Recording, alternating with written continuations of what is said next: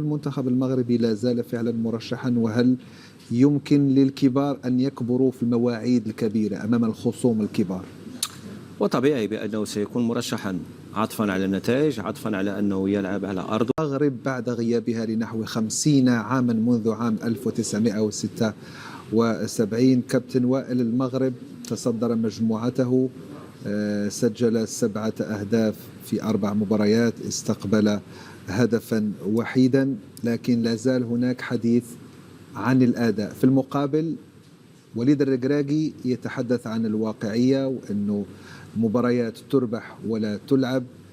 من الأحق، هل الجمهور الذي يطالب بالنتيجة والأداء، أم المدرب الذي يرى أن المنتخب لم يفز بهذا اللقب في السنوات الحديثة ويرى أن الواقعية هي أهم شيء؟ أمين، الحقيقة الرصيد البشري ثري جدا بالنسبة للمنتخب المغربي، يخلي الناس الكل تطلع إلى أداء ونتيجة بالنسبة للمنتخب المغربي، خاصة يعني بعد المردود المحترم جدا في كأس العالم. ثم المنتخب المغربي لملم أوراقه من جديد وأصبح يعني فريق بالحق، يعني من الفرق اللي يحاول أنه يكون في كل مباراة في تحدي، لأنه أصبح فريق كل الفرق الإفريقية ترغب في أنها تخرج بنقطة مع المغرب تعتبر إنجاز. هذاك علاش شفنا المنتخب المغربي في بداية الدورة لقى بعض الصعوبات في المباريات الأولى ومشى بنسق تصاعدي، وهذا عادي يعني في بداية الدورة، وأنك تجرب اللاعبين، تاخذ الخطط التكتيكية، تحاول تاخذ أكثر ما يمكن نقاط من هذه البطولة. ثم المدرب عنده الحق لأنه يبحث عن الواقعية، يبحث عن تسجيل الأهداف، يبحث عن النتائج، لأن المدرب يعيش بالنتائج مش بالأداء بس. يعني ينجم يعمل أداء جيد ولكن النتائج ما تبعش، أكيد أن إقالة المدرب هي الأولى، لكن غياب الأداء يزيد من ضغوطات الجماهير على الإطار وعلى اللاعبين. ما تنساش أمين وأنه في ضغط كبير على وليد الركراكي وعلى بقية اللاعبين في لأن البطولة موجودة في المغرب أمام الجماهير، بالتالي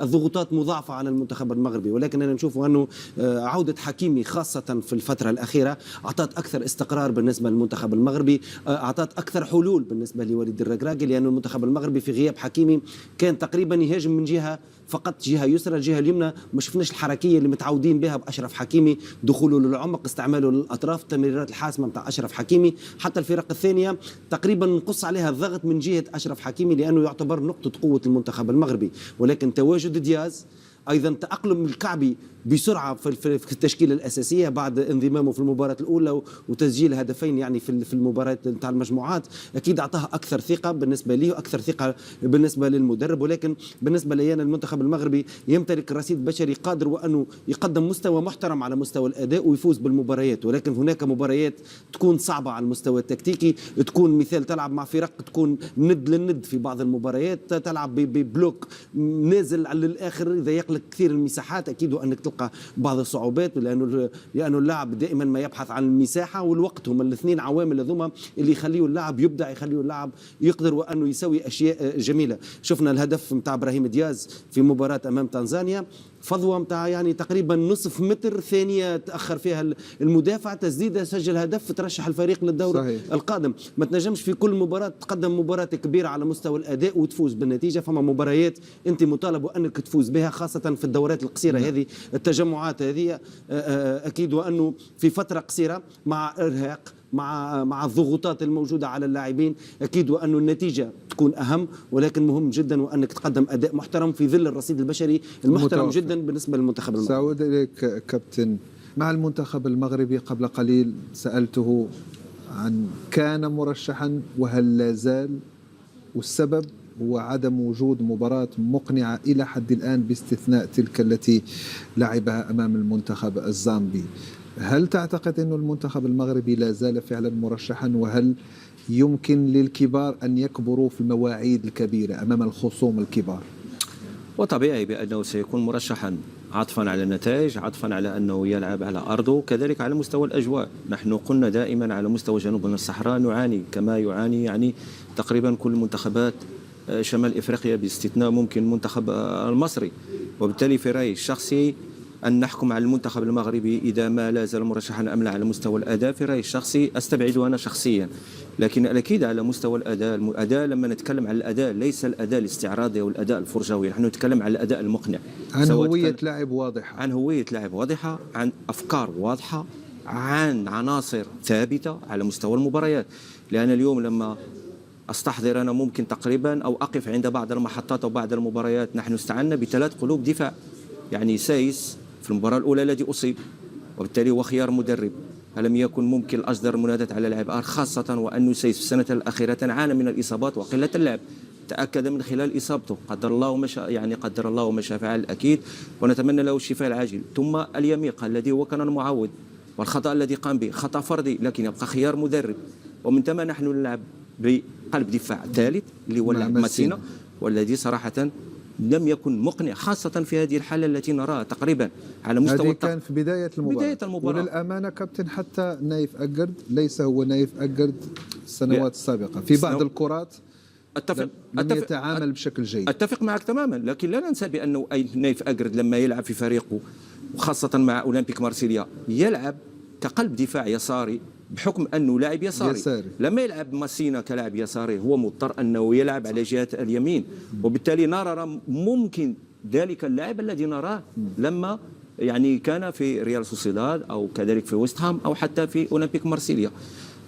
بالنسبة كذلك لبعض الخيارات التي لم يوفق فيها وليد الركراكي، وتقريبا هو 3 سنوات مع المنتخب، كان بإمكان أنه يتداركها مع الصباري كأقصى اليسار، وبالتالي على أن اللاعب يلعب كوسط ميدان ممكن متقدم تحت المهاجم وليس كأقصى اليسار، يتم تغييره بدخول الزلزولي الذي أبان على أداء جيد ومقنع في المباراة الثالثة والمباراة الرابعة. ثم كذلك على مستوى التغييرات، أنا شخصيا لما أشاهد دائما الزج وإعطاء الفرصة لبن صغير الذي لا يلعب باستمرار، نقص للتنافسية ولا يقوم بأي ردة فعل في كل الدقائق التي دخلها وفي كل المباريات التي دخلها، عكس ممكن المنتخبات الأخرى.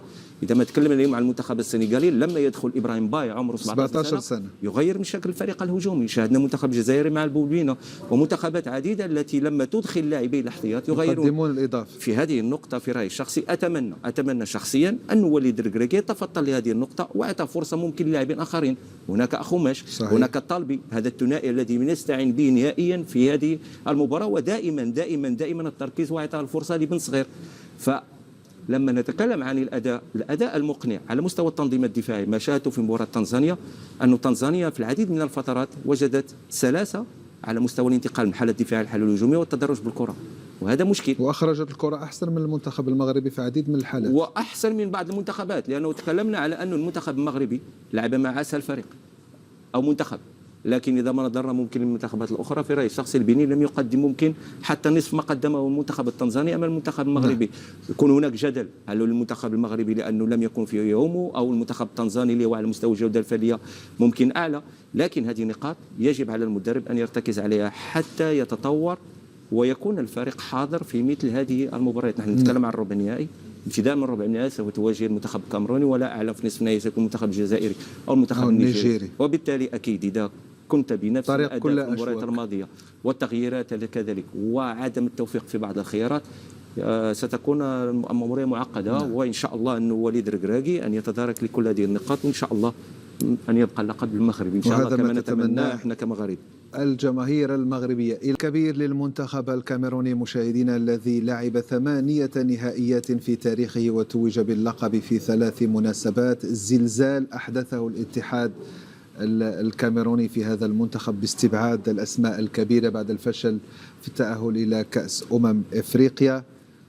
خطوة جريئة ولحد الآن أعطت أكلها. المنتخب يتقدم، سجل 6 أهداف، متوج ب5 ألقاب في تاريخه، يقدم أداء جميل متغير عن المنتخب الكاميروني الذي كنا نعرفه سابقا مندفع بدون توازن وواقعية على المستوى الدفاعي.